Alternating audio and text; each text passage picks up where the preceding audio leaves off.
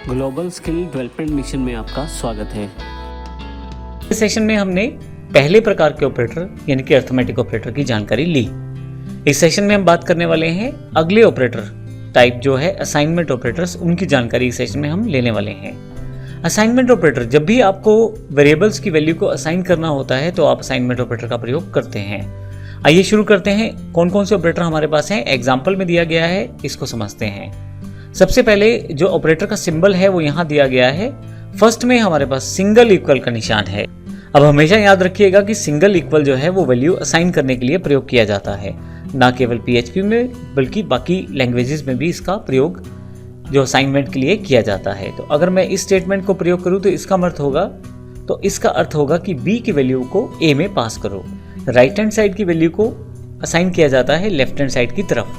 तो जब भी आप कोई स्टेटमेंट लिखते हैं तो ध्यान रखिएगा, सबसे पहले right hand side part execute होगा और जो आउटपुट आएगी उसे लेफ्ट हैंड साइड की तरफ साइन कर दिया जाएगा। जैसे यहाँ पे आउटपुट है।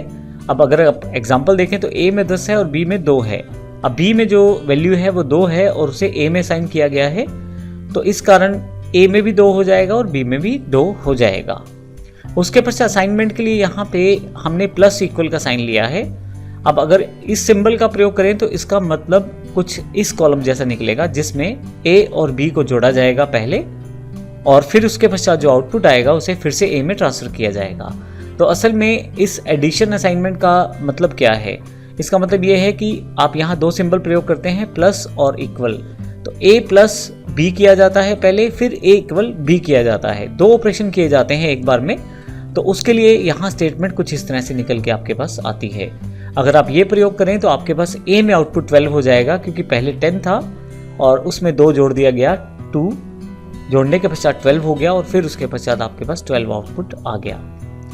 इस तरह से सब्सट्रैक्शन आपके पास अवेलेबल है, इसमें भी सेम रहेगा और आउटपुट A में 8 आ जाएगा। मल्टीप्लिकेशन के लिए मल्टीप्लाई हो जाएगा, डिवीजन के समय डिवाइड हो जाएगा और मॉड्यूलस निकालते समय मॉड्यूलस आपके पास आउटपुट अवेलेबल हो जाएगा। आइए इसको प्रैक्टिकल रूप में समझते हैं असाइनमेंट एग्जाम्पल के रूप में। यहाँ पे मैंने पहले से ही दोनों तरफ फाइलें ओपन कर ली हैं। लेफ्ट साइड पे ब्राउजर जिसमें मैं इस फाइल का आउटपुट देखूंगा और राइट हैंड साइड पे नोटपैड++ की फाइल है जिसमें मेरे पास पहले से कोडिंग अवेलेबल है। तो आइए समझते हैं इसमें क्या क्या दिया गया है। सबसे पहले मेरे पास यहाँ पे इको स्टेटमेंट है और उसमें मैंने शो किया है कि A में क्या है और B में क्या वैल्यू पड़ी है। और एक्चुअली मैंने इसको असाइन नीचे किया है लेकिन रिप्रेजेंट ऊपर कर दिया है मैसेज के साथ। उसके पश्चात इको करके मैंने इस करंट वैल्यू जो A B की है उसको प्रिंट करवाया है। पहले मैं इस प्रोग्राम को यहाँ से क्लिक करके ओपन कर लेता हूँ ब्राउज़र में भी, ताकि हमें आउटपुट भी साथ साथ दिखाई दे। तो अब यहाँ तक देखेंगे तो ये वाली लाइनें जो इन दोनों को कवर कर रही हैं, तो जिसमें मुझे ये जानकारी मिल रही है कि A में 10 है और B में 2 है।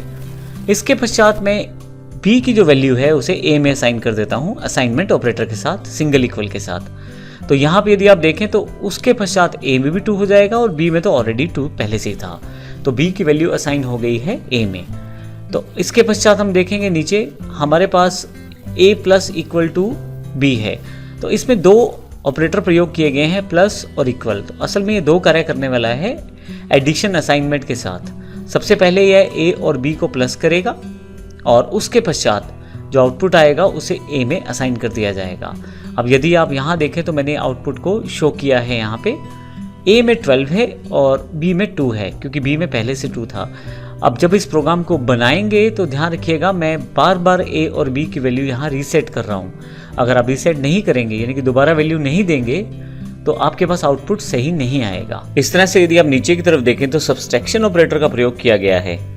मैंने यहाँ स्टार लगा दिए हैं ताकि इको करके आपको ना समझने में परेशानी हो ना देखने में परेशानी हो यहाँ पे। तो यहाँ पे सब्सट्रैक्शन का ये मैंने अलग से सेगमेंट बनाया है जिसमें A 10 है और B 2 है और यहाँ मैंने दोनों में वैल्यू असाइन की है। फिर मैंने यहाँ पे दोनों को प्रिंट करवाया है, जैसे आप यहाँ भी देख सकते हैं दोनों प्रिंटेड हैं यहाँ पे। और फाइनली सब्सट्रैक्शन में A minus equal to B, यहाँ यदि आप देखें तो इस ऑपरेशन को मैंने यहाँ पे प्रयोग किया है। तो अगर इसका आउटपुट देखें तो आपके पास यहाँ पे सब्सट्रैक्शन के बाद A जो है 8 रह जाएगा और B जो रहेगा 2 रहेगा। इस तरह से मैंने बाकी एग्जांपल्स को भी यहाँ पे कंप्लीट किया है, जिसमें A multiplied equal to B, यानी कि मैं ये असाइनमेंट ऑपरेटर चाहता हूँ मल्टीप्लिकेशन वाला, तो ऐसे केस में आपके पास यहाँ पे आउटपुट जो है, अगर आप देखें A में 20 है और B में 2 है, और नीचे की तरफ दिए गए ऑप्शंस में डिवीज़न है जिसमें एक आउटपुट 5 है, B वैसा ही 2 है, और लास्ट में मेरे पास मॉड्यूलस है जिसमें रिमाइंडर सेक्शन स्टोर किया गया है और आउटपुट जो है वो A का 0 है। तो इस तरह से मैंने यहाँ असाइनमेंट ऑपरेटर का प्रयोग किया है, और असाइनमेंट ऑपरेटर का प्रयोग करके आप आसानी से अपनी वैल्यूज को असाइन कर सकते हैं और प्रयोग कर सकते हैं। तो इस सेशन में हमने असाइनमेंट ऑपरेटर का प्रयोग करना सीखा। अगले सेगमेंट में हम रिलेशनल ऑपरेटर का प्रयोग करना सीखेंगे। जब भी हमें अपनी कंडीशंस या वेरिएबल्स में कंपैरिजन करना है तो उस केस में हम रिलेशनल ऑपरेटर का प्रयोग करते हैं, जिसको आने वाले सेशन में हम सीखने वाले हैं। धन्यवाद।